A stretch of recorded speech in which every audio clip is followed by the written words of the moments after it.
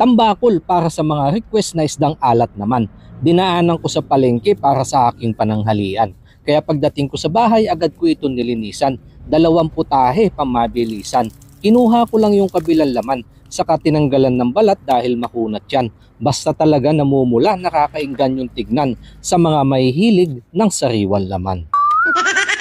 Hiniwa ko lang ito sa maninipis na hibla upang mas madaling manuot ang lasa ng mga gagamitin kong sangkap at hindi na hinugasan dahil ibababad ko muna sa suka ng ilang minuto para maluto muna. Saka ako pumasok sa loob, yung kalahati prito lang ulam ng aking mag-iina panghapunan. Pagkatapos binalikan ko lang yung aking binabad, pinatuluan ng suka bago marikaduhan at sibuyas ang unang sangkap.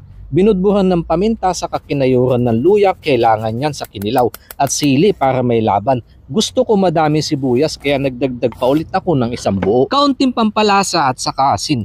Kalamansi, dagdag asim, balansi ng lasa, ayos na. Kung sa pulutan. Kaya nilagyan ko pa ng kamatis dahil itong ginawa ko para sa ulam. Saka ko ito hinalo, kaya sa susunod lagyan mo din ng kamatis sa ulam na kinilaw. At eto yung 2 putahe sa tambakol, mabilisang ulam. Ito yung aking pinirito.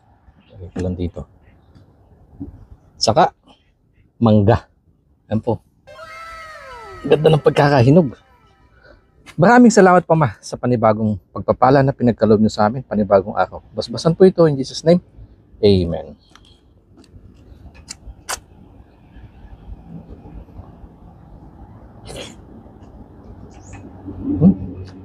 Ang bango. Promise.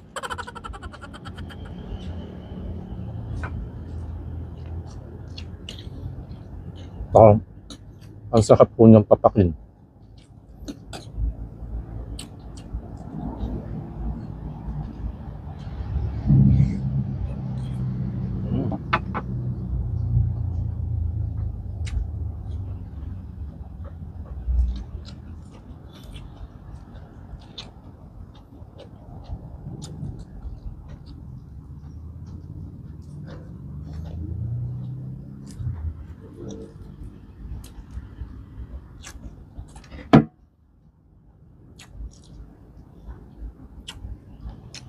Parang naglalakbo yung pangako dito.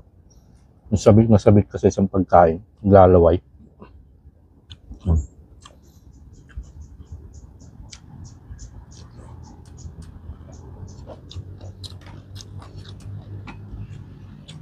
Hindi masad.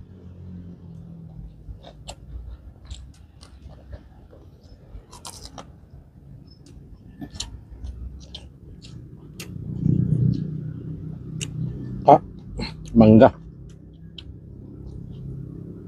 Kasama na din po sa ulam yung tatay ko ganito.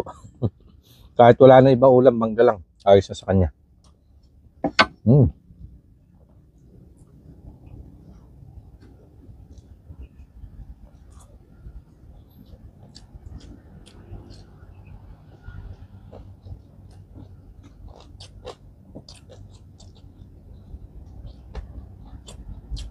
Sarap no? Kombinasyon niya sa bibig.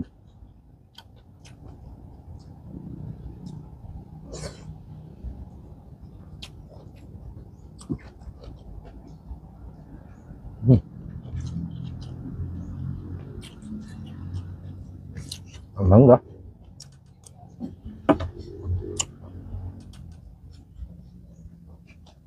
Quality.